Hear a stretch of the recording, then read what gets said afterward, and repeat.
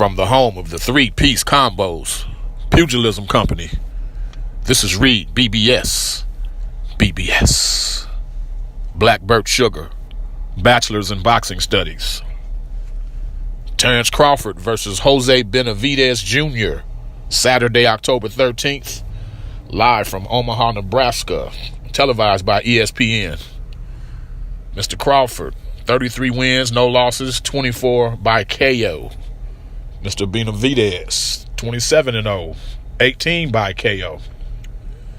This is an optional defense of Crawford's WBO welterweight title.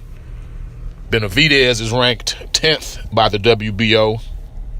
More importantly, he fights for top rank. Benavidez has also gotten Crawford's attention, put himself on Bud's radar by claiming he's been ducked.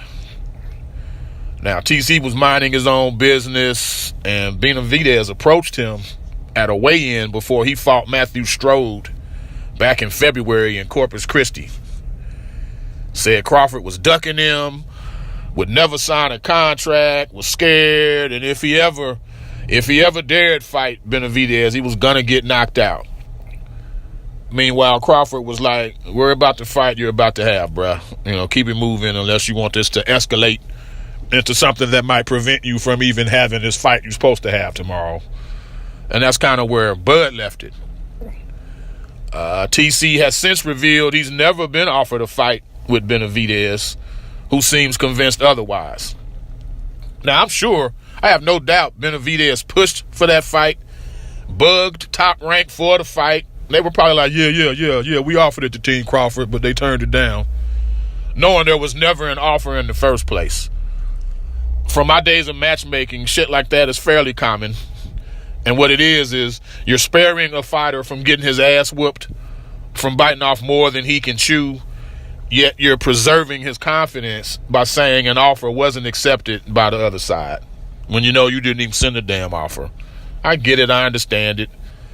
And, once you feel the time is right for those two to meet, then that's when you let them meet. Well, I guess the time is right, October 13th. Now that the fight is signed, Benavidez is saying Bud only fights smaller dudes.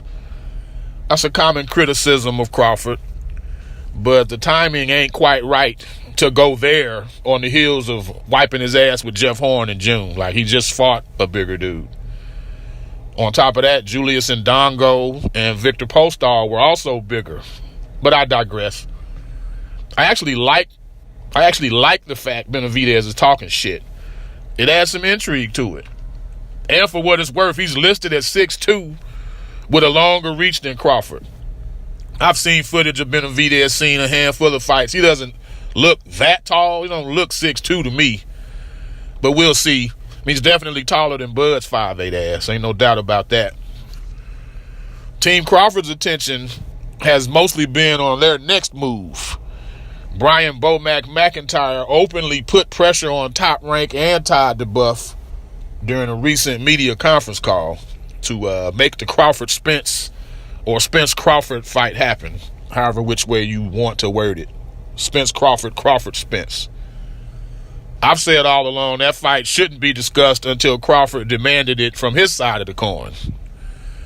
Him and EJ, they continue to go back and forth on social media. Charlemagne the God has had both of them on the Breakfast Club talking about the possibility. But now Team Crawford is finally applying that pressure from their side of the equation. They're letting the peoples know that they want it. Letting their people know we want it. Bob Arum, Todd DeBuff, Top Rank.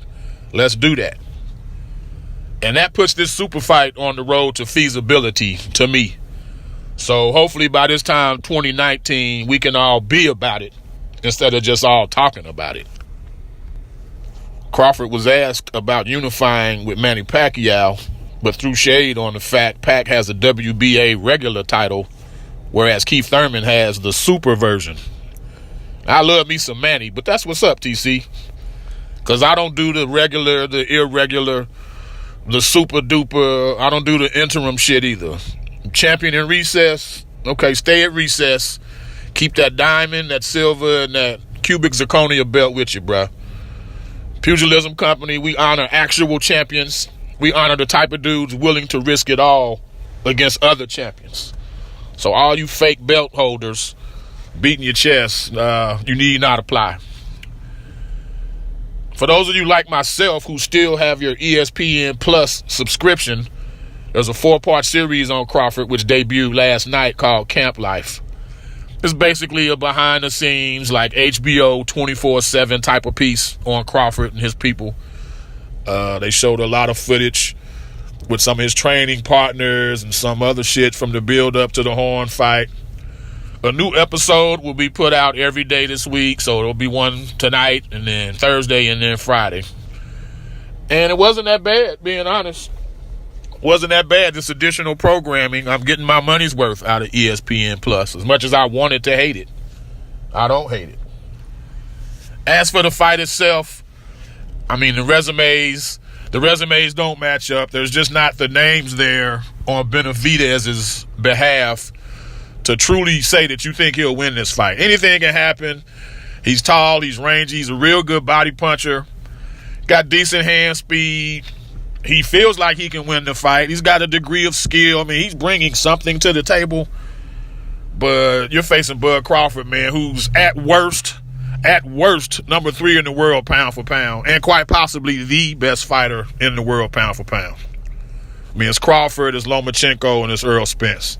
There's really no one else in the mix. So with that being the case, you have to tab Bud Crawford to win by a late round stoppage. From the home of the 3-piece combos, Pugilism Company, this is Reed, BBS. Blackbird Sugar, Bachelor's in Boxing Studies.